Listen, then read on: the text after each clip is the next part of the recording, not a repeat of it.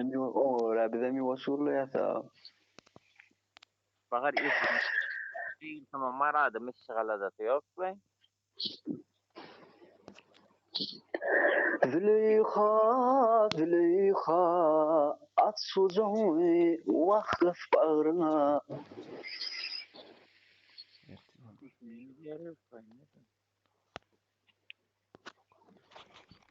Bakar.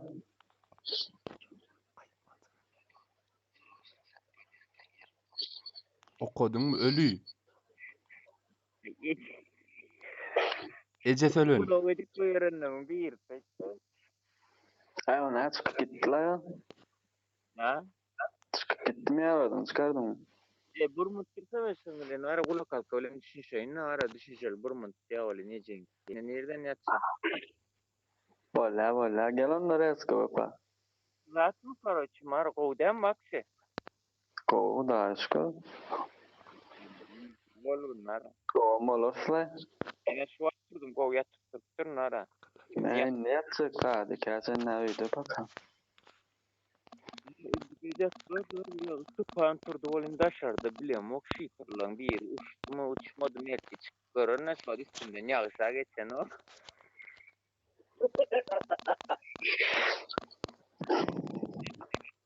Vallahi da götürdük.